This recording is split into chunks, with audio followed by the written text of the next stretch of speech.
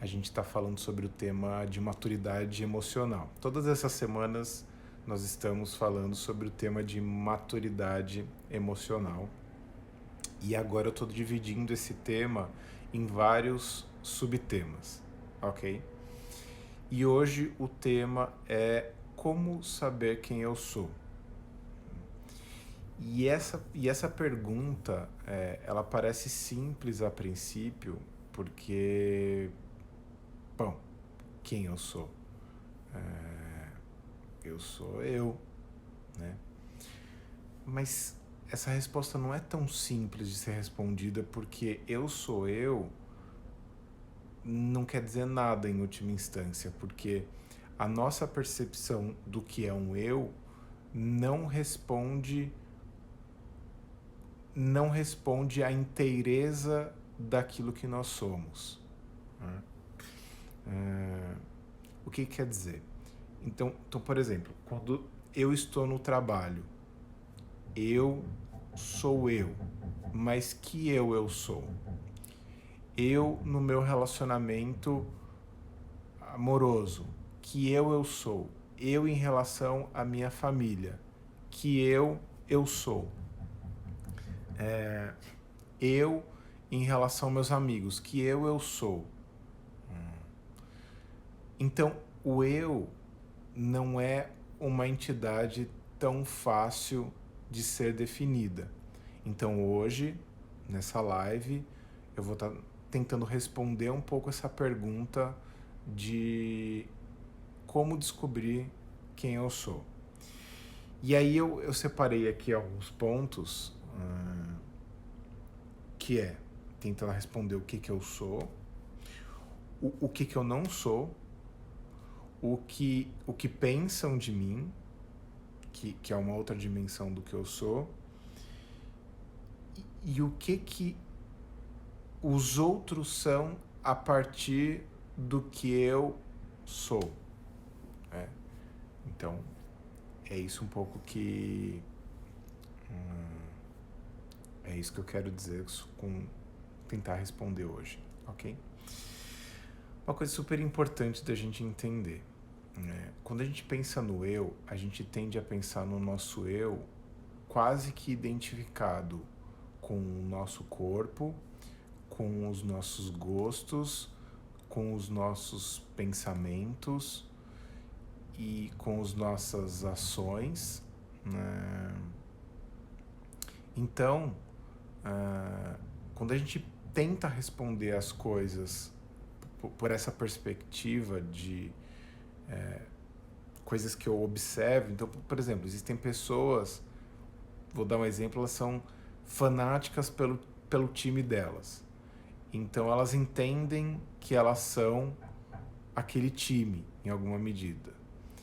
E elas perdem de vista a complexidade do que elas são. Então, o primeiro ponto cego que a gente tem ao tentar responder a pergunta quem sou eu, é partindo da premissa de que eu sou uma coisa só. Então, esse é um primeiro ponto. Nós somos seres complexos. E sendo seres complexos, obviamente nós não somos só uma coisa. Nem só o que eu faço, nem só o que eu penso, nem só o que eu sinto, mas tudo isso e não só isso. Por isso que é tão difícil definir quem eu sou. E outra coisa importante, somos complexos, portanto, somos múltiplos. Então, em alguma medida, nós somos muitas coisas e nenhuma delas só. Então, sim, somos 5 pessoas, somos 10, somos 1000 pessoas, se a gente quiser definir desse jeito.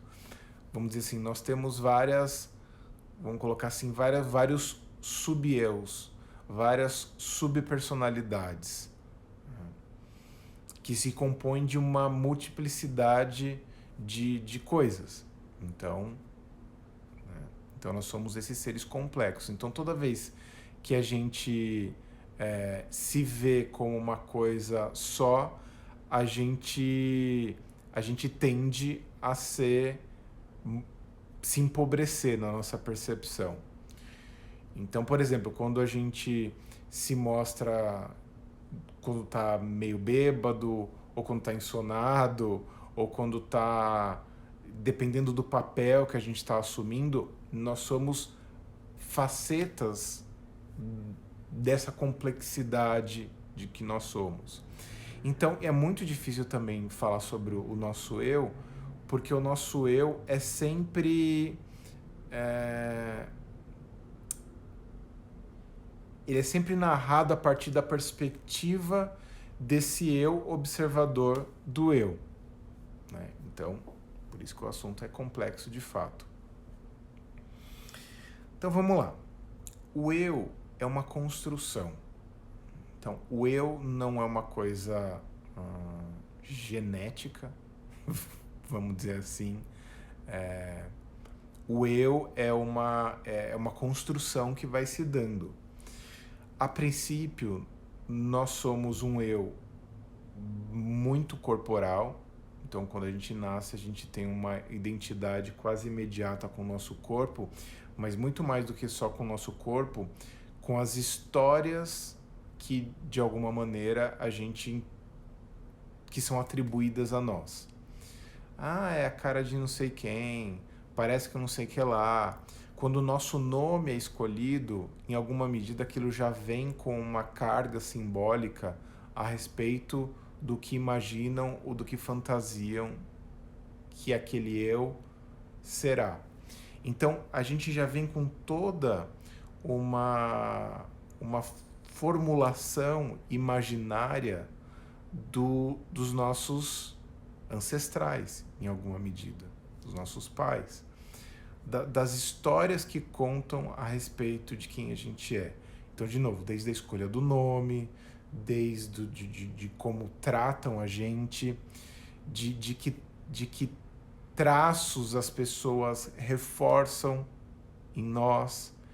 Então, pais mais destemidos talvez reforcem perspectivas mais destemidas dos filhos, pais mais pacatos reforcem uma postura mais pacata dos filhos, e sem perceber, aquilo que está no imaginário, no inconsciente da família, dos pais, vai sendo reforçado com mais intensidade, e a gente vai, de alguma maneira, revelando quem nós somos. Então, é um jogo duplo, quase como se fosse um jogo de espelho. Eu sou, em alguma medida, aquilo que desejam que eu seja. E isso eu estou falando dos pais, dos cuidadores, enfim. Então, de alguma maneira, nós somos uma construção. Então, a gente passa uma boa fase da nossa vida construindo uma noção mais ou menos formatada do quem eu sou. A gente vai... Como a princípio a nossa percepção do quem eu sou é muito rudimentar, ela de alguma forma está colada no nosso corpo, nas nossas habilidades físicas, naquilo que eu consigo fazer, se eu sou melhor nessa ou naquela matéria. Então, a gente vai se identificando com essas proto-características que na vida adulta vão se revelar como inclinações, como tendências, enfim. E aí a gente vai, quando a gente se entende por gente, a gente já é uma coisa que a gente nem sabe que foi dada pra gente enquanto quem eu sou. Então você já se vê torcendo por um time, tendo uma religião, um conjunto de crenças, de valores, de perspectivas de mundo, de vida que de alguma forma atribuíram pra gente. E na adolescência, a gente vai passando por um tipo de transformação, em alguma medida dolorosa, em que a gente vai contestando toda essa construção que foi oferecida para a gente. E aí a gente entra num processo, em alguma medida, de desconstrução, né? Esse processo de desconstrução, ele vai acontecendo simultaneamente,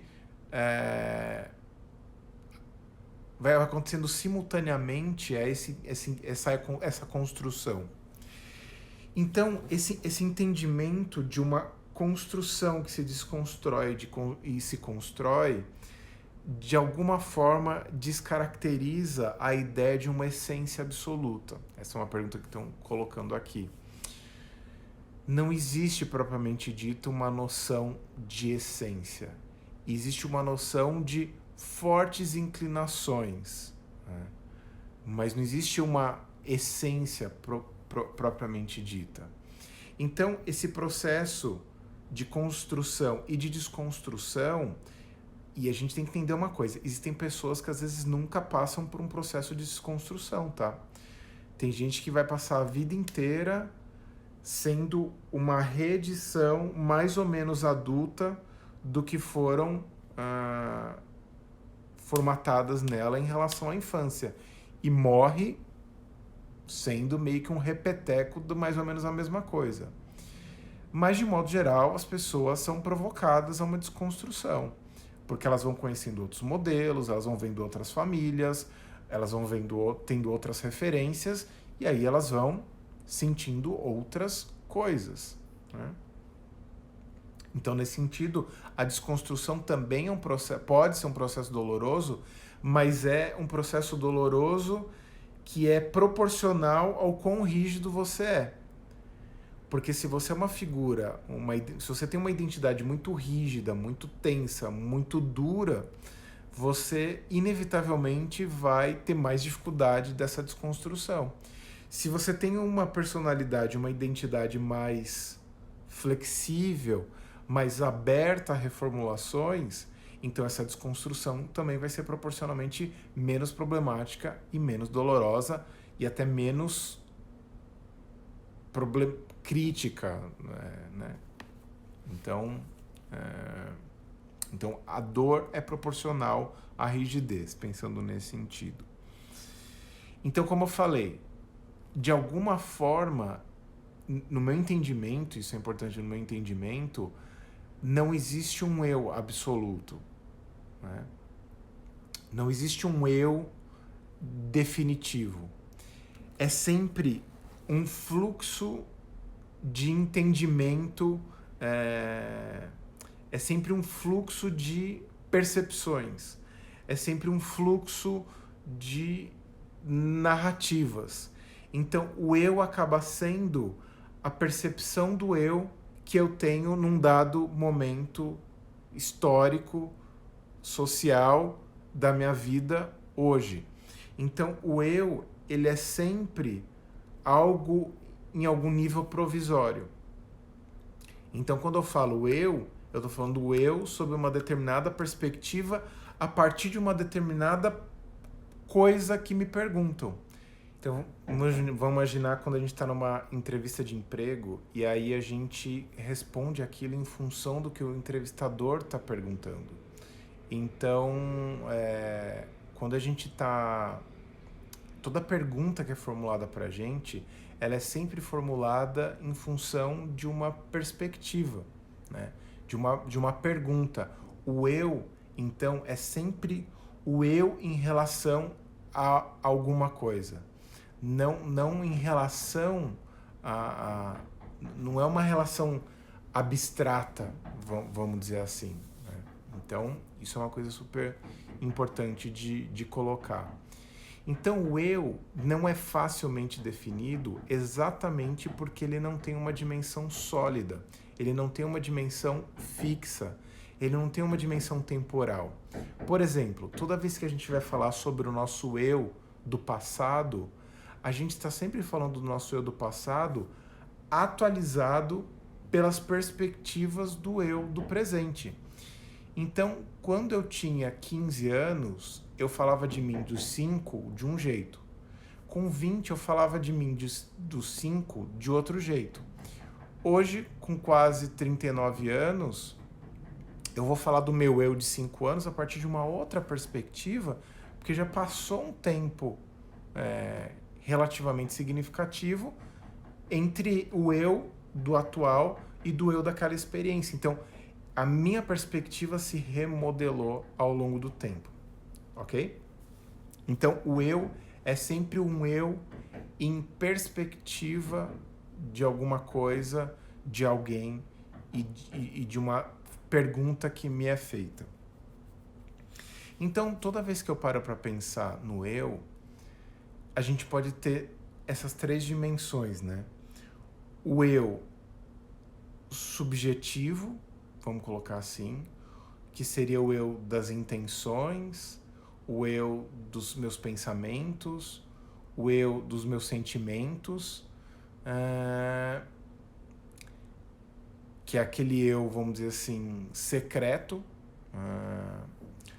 Outra coisa é aquele eu da ação, que é o eu que efetivamente a pessoa olha, vê, ela apalpa, ela mede, que é por aquilo que a gente é julgado, que é por aquilo que a gente é punido criminalmente, vamos dizer assim.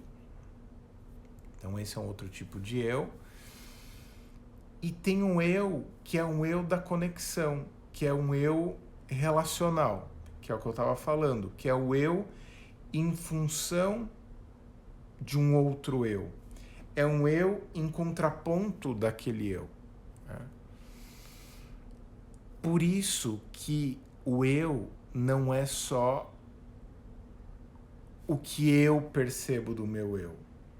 Porque às vezes o que eu percebo do meu eu também tem os pontos cegos do que eu quero perceber do meu eu. Então, se eu acho vergonhoso alguém que chora, ou alguém que é muito desastrado, ou alguém que é muito espalhafatoso, se eu tiver essa dimensão dentro de mim, quando ela se manifestar, eu não vou reconhecer como um eu, porque o eu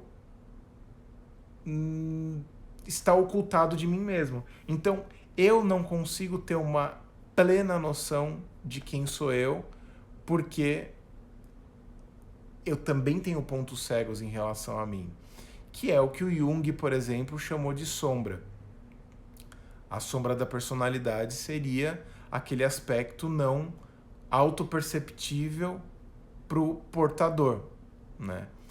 Então, a gente também consegue se conhecer a partir da descrição dos outros. Porque eu posso me achar uma pessoa ótima em muitos níveis, uma pessoa generosa, e as pessoas me disserem que eu sou uma pessoa péssima, egoísta, porque as ações que elas estão vendo a meu respeito não convergem com a visão que eu tenho. Então, todos esses métodos, vamos dizer assim, que vocês estão falando, meditação, hipnose, ayahuasca, sei lá o quê,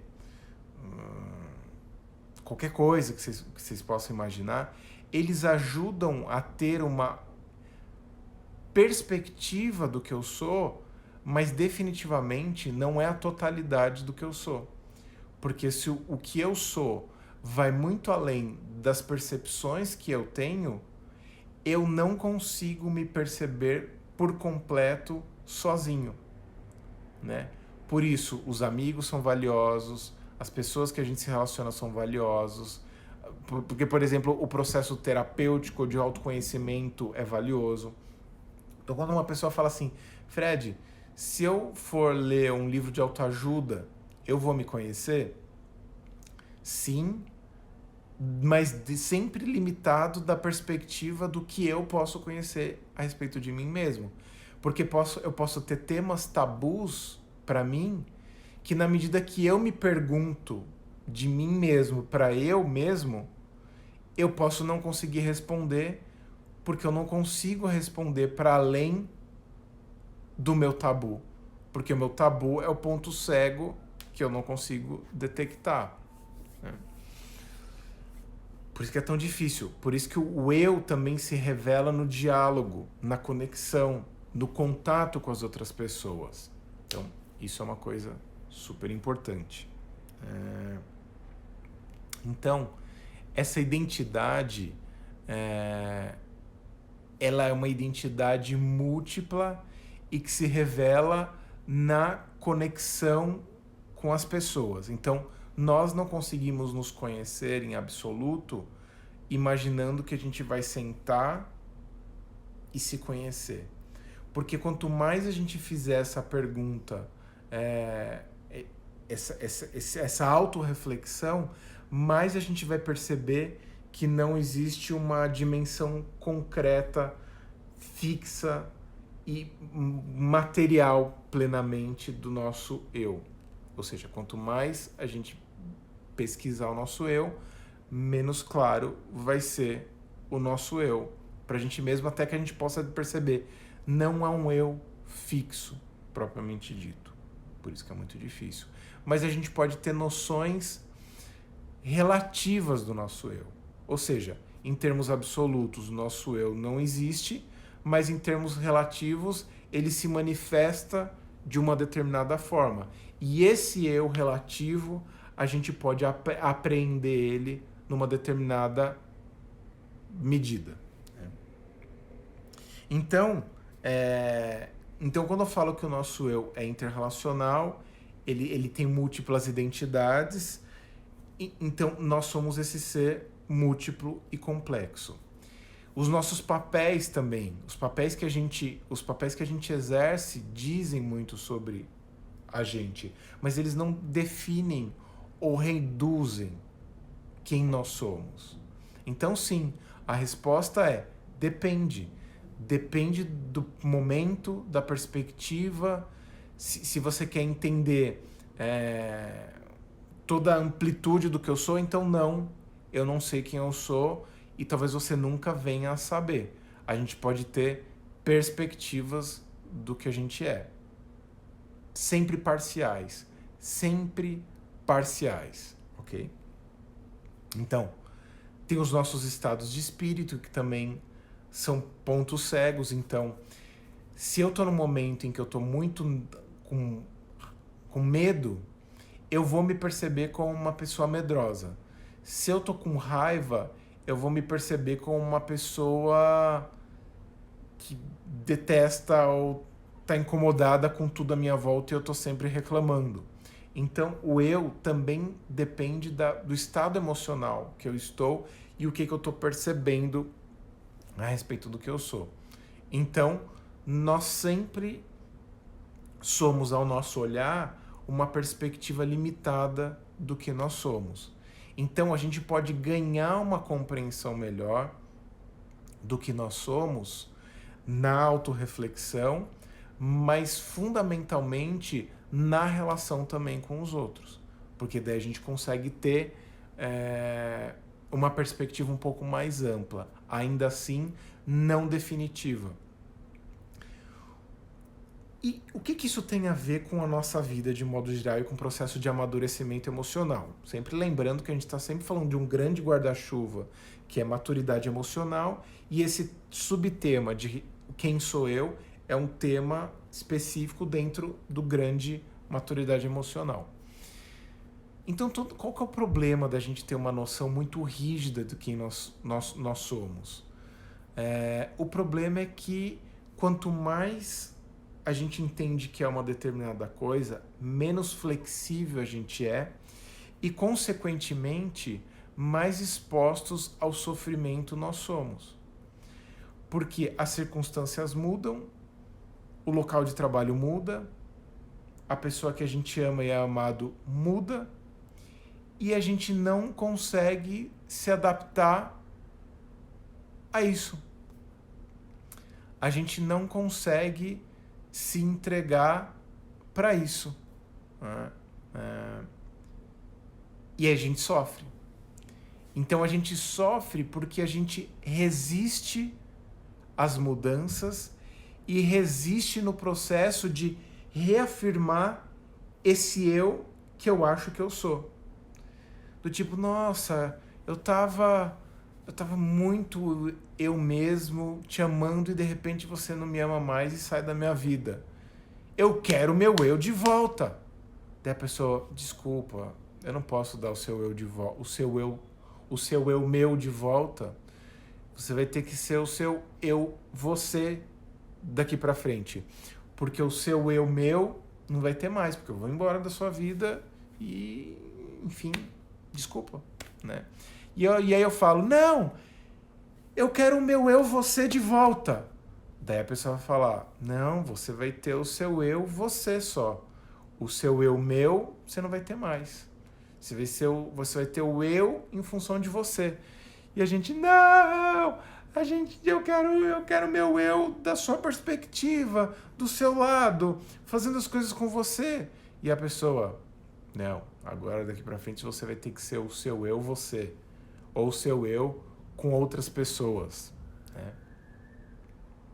Louco isso, né? Então, quando a gente não aceita que o nosso eu é plástico, quando a gente não aceita que nós somos esse eu relacional fluido, eu sofro. Então a maior parte dos nossos sofrimentos é porque a gente resiste a essa perspectiva fluida do nosso eu em função das circunstâncias, das pessoas e das situações. Não existe um eu sólido, um eu fixo. Tá dando para entender isso até agora? Porque é uma coisa difícil de explicar. Então, o meu eu da minha esposa, da Juliana, né? O meu eu da Juliana, se ela resolve ir embora, o eu da Juliana desaparece, porque o Fred da Juliana só existe em função da ideia que essa Juliana está por perto, reforçando esse eu. No momento que a Juliana vai embora, vai ficar o eu ex da Juliana, que vai virando depois um eu do Fred. Que em algum momento vai ser o eu de outras coisas. Então, nós não somos um eu independente do outro. E daí o sofrimento, né? Então, outra coisa que também nos causa sofrimento, pensando em termos de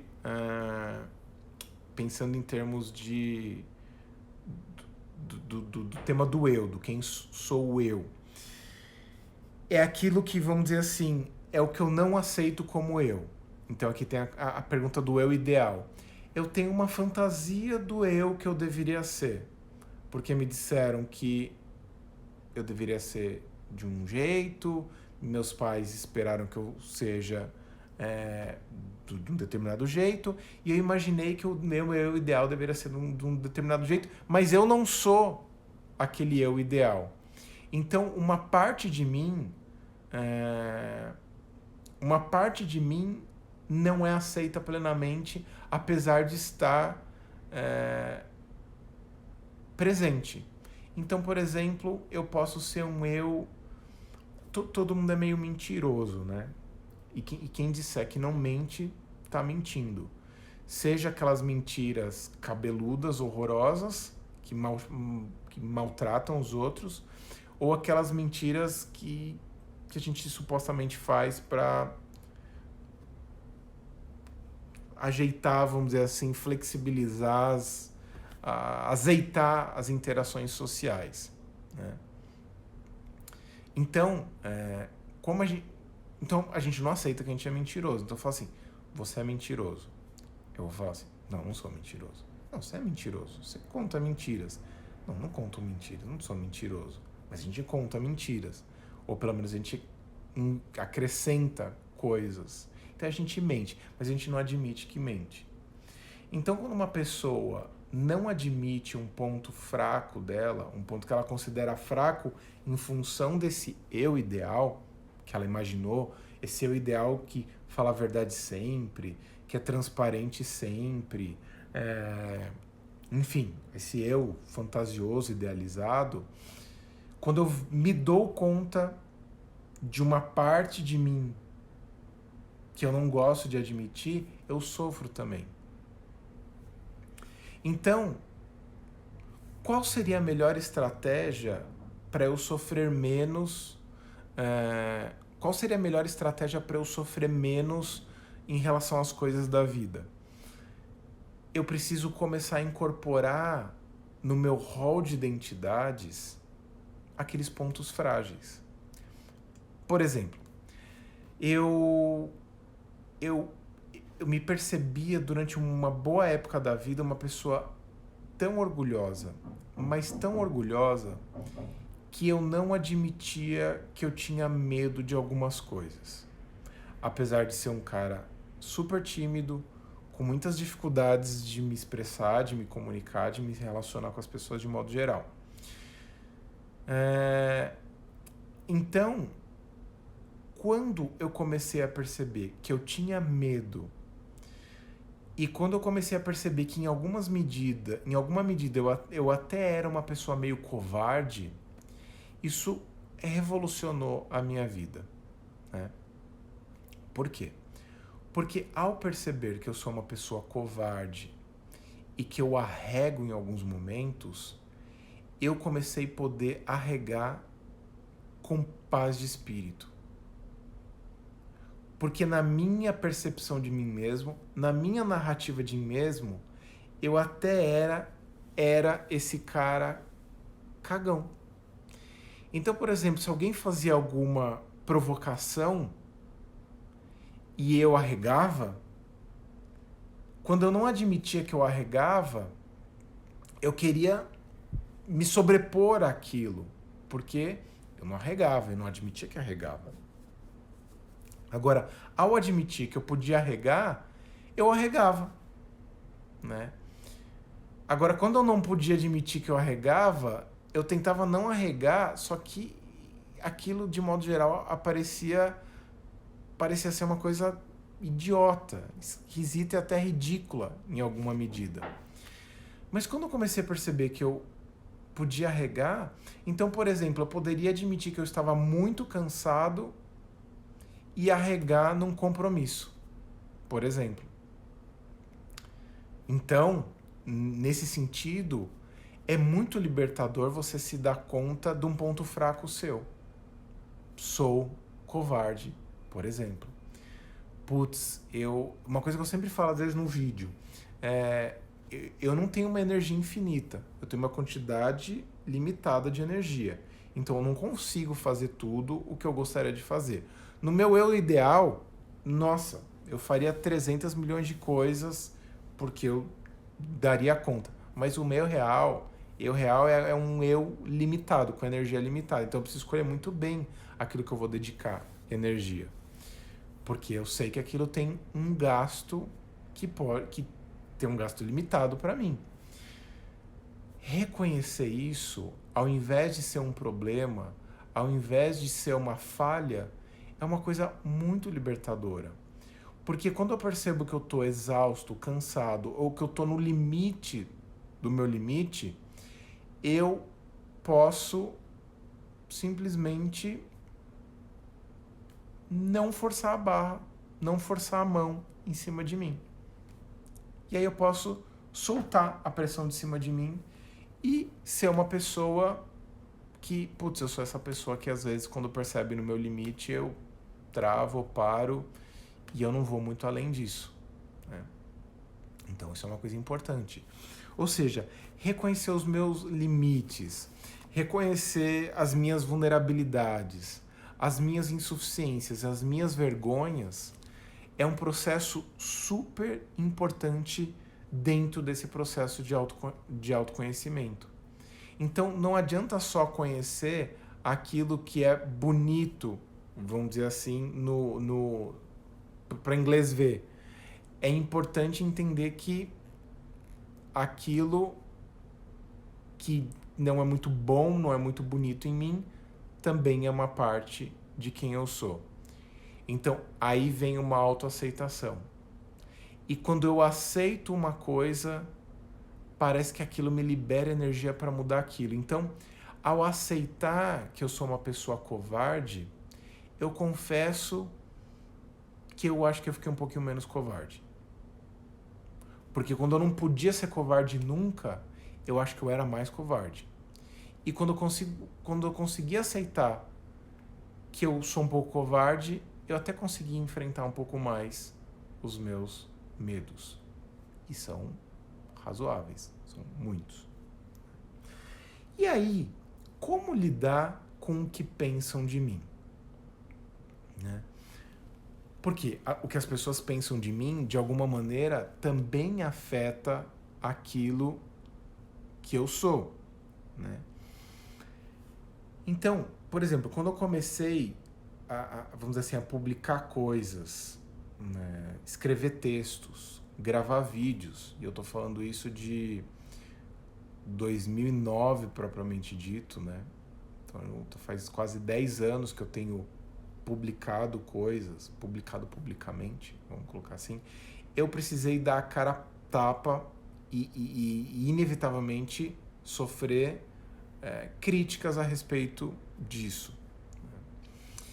E aí foi um trabalho bem doloroso, né? De perceber que as pessoas tinham percepções diferentes de mim que eu mesmo tinha. E aí eu comecei a pensar, bom, essa pessoa está tendo uma percepção de que faceta minha? Parei para pensar, que faceta que ela está tendo? Ela está tendo percepção de uma faceta pública, opinativa, que está desenvolvendo uma certa ideia de um determinado assunto. Então é esse eu limitado específico que ela está opinando. Ela não está opinando sobre o Fred na sua inteireza. O Fred é muito mais complexo do que aquela pessoa que está opinando pode captar. E eu estou pegando o exemplo de uma pessoa que está lendo um texto meu, vendo um vídeo meu, porque é um dos exemplos das interações que eu tenho, mas podia ser minha mãe, um amigo, minha esposa, minha filha, vamos colocar assim. Temos um barulho entre nós aqui. Tá bom, parou. Você tem que aceitar que esse barulho tá aqui do além, né, nesse horário.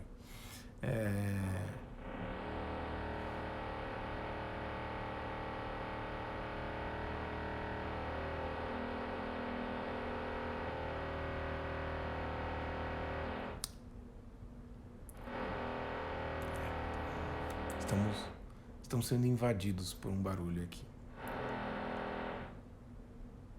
Por favor, faz o barulho de uma vez só e aí para. Acho que parou.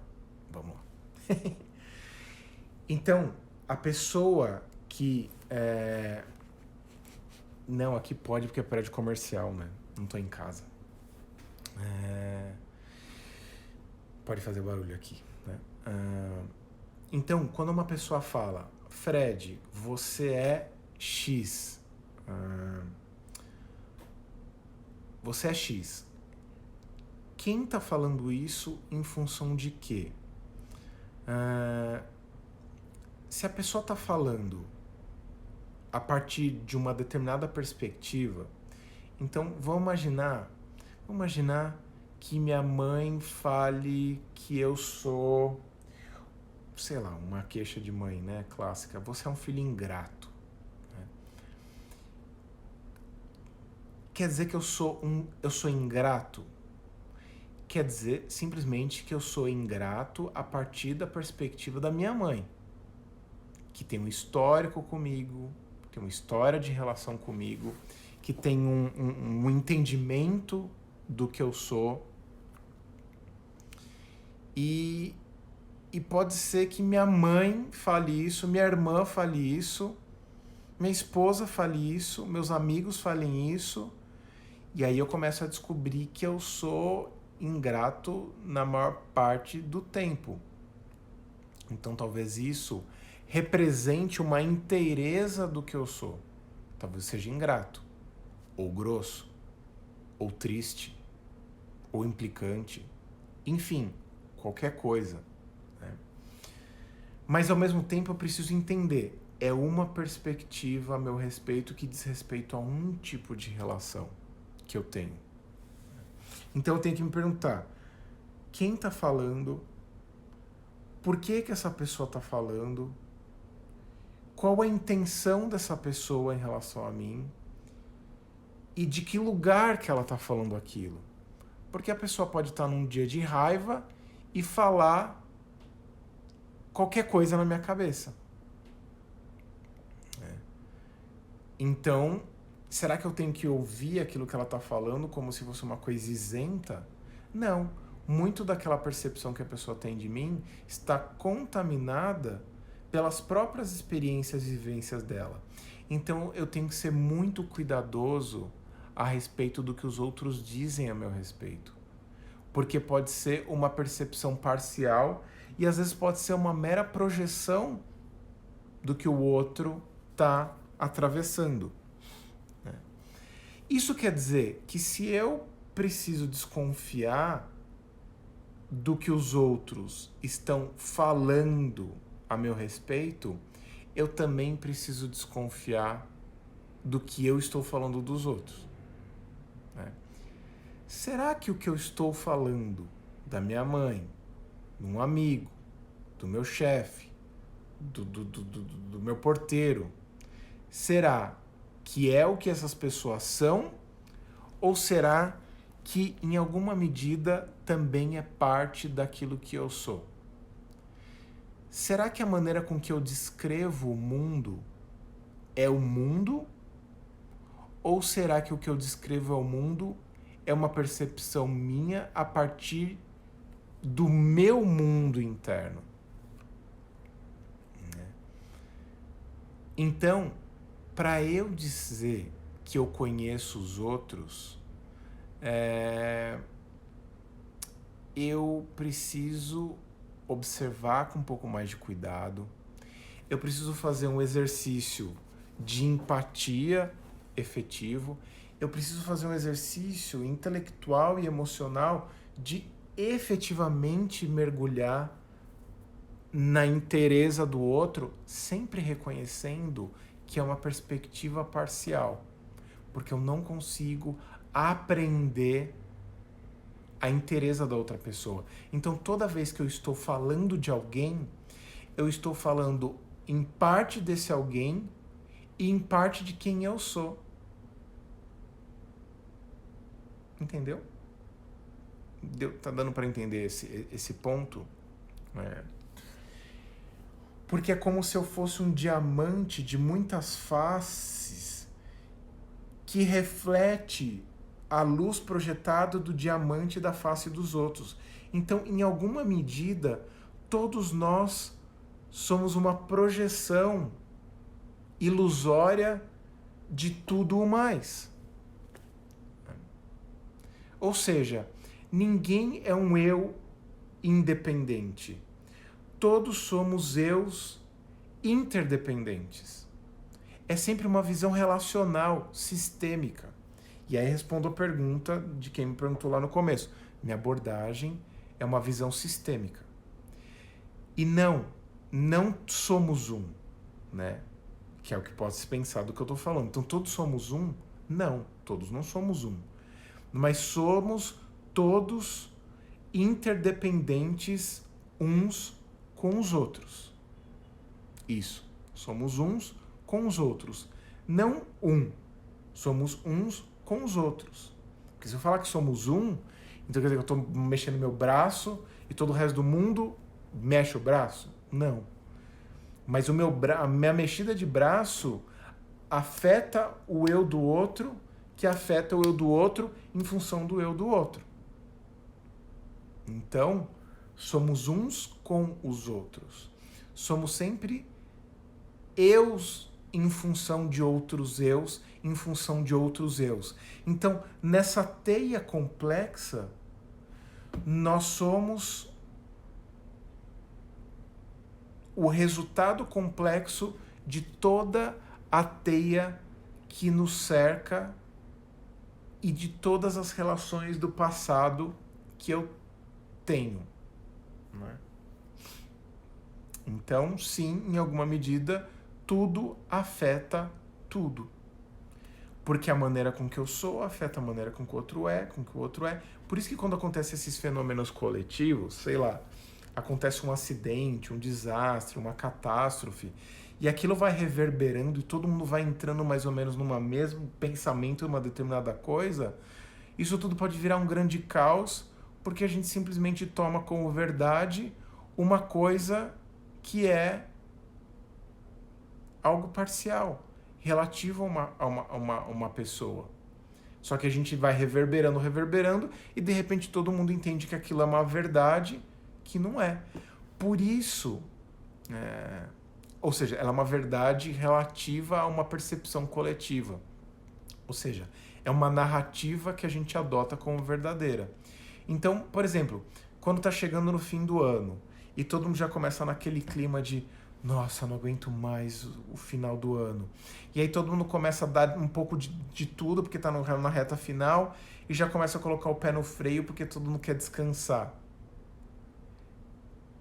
Quer dizer que a gente vai meio que criando essa teia de relações sutis, baseado numa noção de tempo, né?